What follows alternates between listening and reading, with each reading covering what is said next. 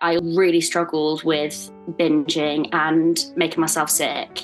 And the two were just getting worse and worse. One of the really key moments, and I remember it so vividly, was when I had tried to get help for it through the NHS. And I remember getting a letter. I can't remember exactly what the letter said, but it was basically, we can't help you.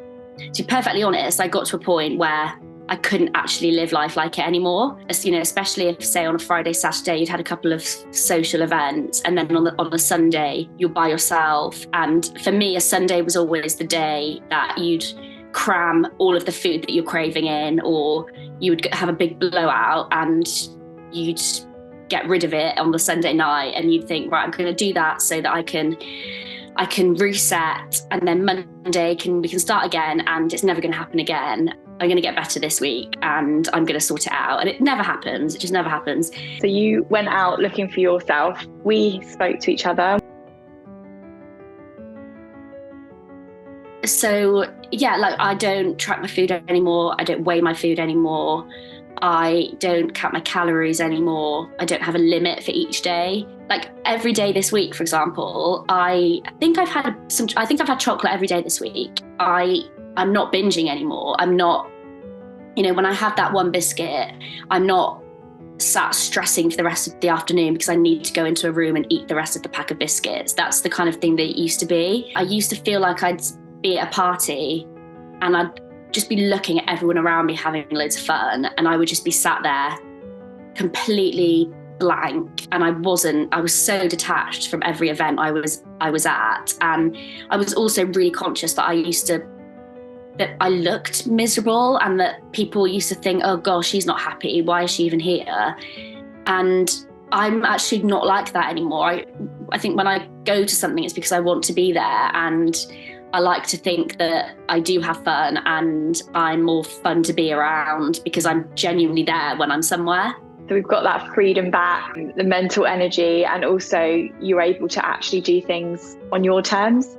It sounds like the boundaries are there, so then you're actually able to go and enjoy because you actually want to be there, which is a huge change.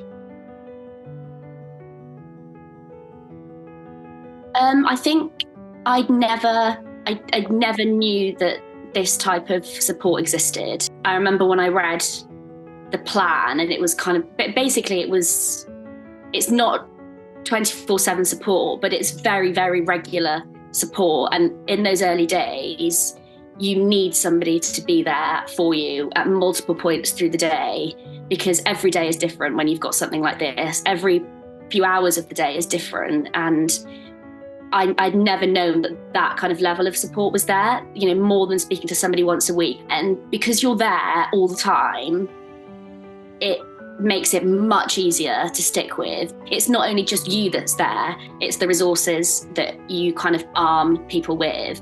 I always had so much that I could draw on if I was in a moment where I thought, oh gosh, I don't think I can do this anymore, or I want to just binge, because that's what I would usually do in this situation if I feel stressed.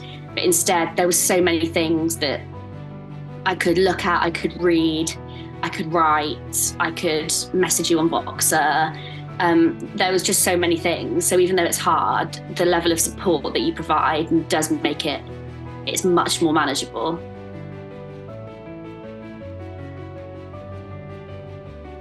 The truth is, if you're on the fence, you do need help. But I'm also very aware that I think I was on the fence for a long time, and it took a certain moment. It took me to get to a certain point where I knew I had no other choice. So I think it's hard because I think it's like the classic, the only person that can help you is you. But the truth is, if you're on the fence, you need to get help, and it is worth it. Like, you have to just think, what would my life be like in 5-10 years time if I haven't got help? And that's quite a miserable thought, because you're losing out on so many opportunities. But I think if you can do it, if you've got the opportunity to do this kind of thing, then it's the best thing for an eating disorder. I really think that.